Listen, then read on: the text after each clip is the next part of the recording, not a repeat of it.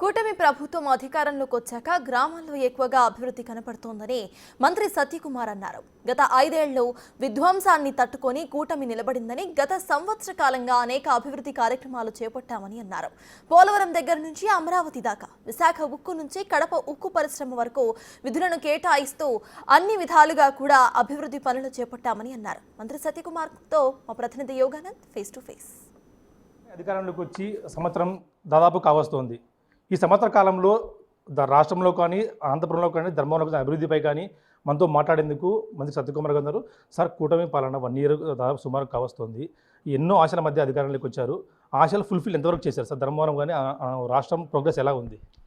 ప్రజలు రాష్ట్రంలో ఏ రకంగా అభివృద్ధి గత సంవత్సరంగా జరుగుతోంది అనేది గమనిస్తున్నారు. దానికి ముందు 5 సంవత్సరాల పాలన, ఈ ఒక్క సంవత్సరం చంద్రబాబు నాయుడు గారి నాయకత్వంలోని ఎన్డీఏ పాలన గురించి చూస్తున్నారు. మొదటగా గ్రామాల్లో ఇవాళ అభివృద్ధి కనపడుతోంది. 5 సంవత్సరాల పాటు ఆర్థిక సంఘం నిధులు లేదా గ్రామీణ ఉపాధి పథకం కింద వస్తున్న నిధుల్ని దారి మళ్లించే వాళ్ళు పూర్తిగా అభివృద్ధికి దూరంగా గ్రామాలను ఉంచారు. ఈరోజు ఆ పరిస్థితులు ఎక్కడ చూసినా సిమెంట్ రోడ్లు వస్తున్నాయి, గ్రామీణ ఉపాధి పథకం పనులు జరుగుతున్నాయి, ఆర్థిక సంఘం నిధులు కూడా వస్తున్నాయి. చివరికి జనరల్ ఫండ్ నిధులను కూడా గతంలో దారి మళ్లిస్తే ఇవాళ మళ్ళీ సర్పంచులకి నిజమైన ఆర్థిక స్వాతంత్రం గ్రామాలకు ఇచ్చి గ్రామ స్వరాజ్యానికి కొత్త నిర్వచనం చెప్తారు. రెండో వైపు ఎక్కడ చూసినా గుంతల రోడ్లు ఉండేది ఆర్ఎన్బివి. ఇవాళ చూస్తే పార్ట్ఫోల్ ఫ్రీ రోడ్స్ పేరుతో రోడ్ల నిర్మాణం జరుగుతుంది, కొత్త రహదారుల నిర్మాణం కూడా జరుగుతుంది. అనేక కార్యక్రమాలు, ముఖ్యంగా కేంద్ర ప్రభుత్వం ఇచ్చిన అనేక సంక్షేమ పథకాలు ఈ రాష్ట్రంలో నిధులు ఇవ్వడం కారణంగా ఆగిపోయాయి. దాదాపు 24 లక్షల ఇళ్ళని ప్రధానమంత్రి ఆవాస్ యోజన కింద ప్రధాని నరేంద్ర మోడీ గారు రాష్ట్రానికి మంజూరు చేస్తే రాష్ట్రం ఇవ్వాల్సిన వాటా ఇవ్వకపోవడం వల్ల చాలా గృహాలు నిలిచిపోయాయి.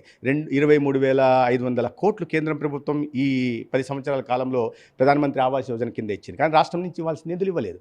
అదేవిధంగా 26 కోట్ల నిధులతో రాష్ట్రానికి జలజీవన్ మిషన్ ద్వారా ప్రతి ఇంటికి మంచినీరు, సురక్షిత మంచినీరు అందించాలని తీసుకొస్తే రాష్ట్రం వాటా ఇవ్వలేదు. 26,000కు గాను 2,000 కోట్లు అయింది కూడా రాష్ట్రం నుంచి 450 కోట్లు మాత్రమే ఇవ్వడం జరిగింది. 13,000 కోట్లు ఇవ్వాల్సి వస్తే దాని ద్వారా ప్రజలకు ఇది రాలేదు. ఇవాళ ఆ పనులు మళ్ళీ జరిగాయి. 26,000 కోట్లు కాదు, 83,000 కోట్లతో కొత్తగా పనులు చేపట్టడానికి ప్రతిపాదన రాష్ట్ర ప్రభుత్వం నుంచి వెళ్ళింది. ఇవన్నీ కాకుండా అభివృద్ధి మీకు కనిపిస్తోంది. అమరావతిని వాళ్ళు అమరావతి రాజధానిని శ్మశానం అని చెప్పి దాన్ని పూర్తిగా నిర్వీర్యం చేసి శ్మశానంలో నిజంగా మార్చే ప్రయత్నం చేస్తే ఇవాళ మళ్ళీ ప్రజల ఆకాంక్షలకు అనుగుణంగా అమరావతి నిర్మాణం, అద్భుత నిర్మాణం శ్రీకారం చుట్టడం జరిగింది.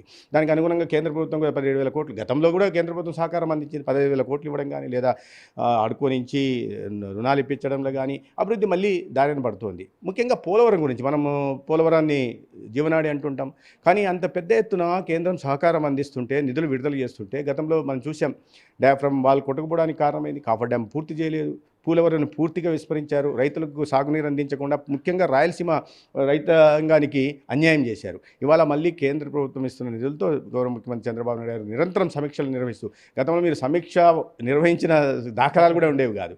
ఇవాళ అభివృద్ధి కనిపిస్తూ ఉంది. 2,10,000 కోట్లతో ప్రధాని వచ్చేసి రాష్ట్రానికి అనేక కార్యక్రమాలకి భూమి పూజ చేసి అభివృద్ధి కార్యక్రమాలకి పెట్టుబడుల రూపంలో తీసుకురావడం. నిరంతరం చంద్రబాబు నాయుడు గారు, ముఖ్యమంత్రి గారు కానీ, పవన్ కళ్యాణ్ గారు కానీ సమీక్షలు నిర్వహిస్తూ ఇవాళ ఉపాధి అవకాశాలు కల్పించే ప్రయత్నం చేస్తారు. ముఖ్యంగా ఆనాడు పార్టీ ఇచ్చిన హామీలు ఏవైతే ఉన్నాయో వాటిని నెరవేర్చే పెన్షన్లు ఇప్పుడు 33,000 కోట్లు సామాజిక పెన్షన్లు ఇస్తున్నారు. 2,000 నుంచి 3,000 చేయడానికి 5 సంవత్సరాలు తీసుకుంటే ఇవాళ మొదటి సంవత్సరంలోనే మొదటి నెల నుంచే గతంలో ఇచ్చిన మాట కూడా మొదటి రోజు నెలలో 1వ తేదీ నాడే ఇవాళ ప్రతి ఒక్కరికి కూడా పెన్షన్లు 65 లక్షల మందికి పెన్షన్లు అందుతున్నాయి. అదేవిధంగా దీపం పథకం కింద మహిళలకు ఉచిత సిలిండర్లు అందుతున్నాయి. అదేవిధంగా అన్న క్యాంటీన్లతో పేదలకి కడుపు నింపే కార్యక్రమం జరుగుతోంది. ఇలాంటి కార్యక్రమాలు చేపట్టడం కాకుండా ఇచ్చిన మిగతా హామీల మేరకు ప్రధానమంత్రి PM కిసాన్ నిధికి 6,000 రూపాయలకు 14,000 కలిపి అన్నదాత సుఖీభవ వచ్చే నెల నుంచి ప్రారంభిస్తామని ముఖ్యమంత్రి గారు చెప్పారు. అదేవిధంగా తల్లికి వందనం పేరుతో ప్రతి బిడ్డకి 15,000 ఇచ్చే కార్యక్రమాన్ని కూడా, అంటే ఒక్కొక్కటి ఒక సంవత్సరం వాళ్ళు ఇచ్చిన హామీలను 5 సంవత్సరాల్లో నెరవేర్చకపోగా ఇచ్చిన హామీల్లో సింహభాగం దాదాపు 70-80% ఒక సంవత్సరంలో హామీలు నెరవేరుస్తూ ఈ మిగిలిన హామీలను కూడా ఈ సంవత్సరంలో నెరవేరుస్తామని గట్టిగా చెప్పగలుగుతున్నాయి. ఎంత ఆర్థిక వనరుల ఇబ్బందులు ఉన్న నేపథ్యంలో కూడా పూర్తిగా ఆర్థిక విధ్వంసం జరిగి రాష్ట్రంలో అప్పులు కుప్పగా మారిస్తే వాటిని అన్నీ సరి చేసుకుంటూ చితికిపోయిన ఆర్థిక వ్యవస్థను మళ్ళీ గాడిలో పెట్టుకుంటూ ఇంత పెద్ద ఎత్తున సంక్షేమ కార్యక్రమాలకి నిధులు ఇస్తూనే అభివృద్ధి కార్యక్రమాలు కూడా జరుగుతున్నాయి. తద్వారా ఇవాళ చూస్తే దేశం మొత్తం ఆంధ్రప్రదేశ్ వైపు చూస్తోంది. నాయకత్వం వైపు చూస్తుంది. అయితే ఏదైతే లక్ష్యాలు నిర్దేశించుకున్నారో చేయాల్సింది చాలా ఉంది, చేసింది కొంచెం, చేయాల్సింది ఇంకా చాలా ఉంది. అయితే అనుకున్న దానికన్నా చాలా ఎక్కువగా చేయడం జరిగింది. రాష్ట్రానికి వచ్చిన ఇబ్బంది లేదు, ఒక సమర్థ నాయకత్వం ఉంది. ఎటువంటి ఒడిదుడుకుల్లో కానీ ప్రతికూల పరిస్థితుల్లో అయినా రాష్ట్రాన్ని సరైన గాడిలో తీసుకెళ్లి ప్రజల సంక్షేమం కోసం కానీ లేదా రాష్ట్ర అభివృద్ధి కోసం కానీ కృషి చేసే నాయకత్వం ఉంది.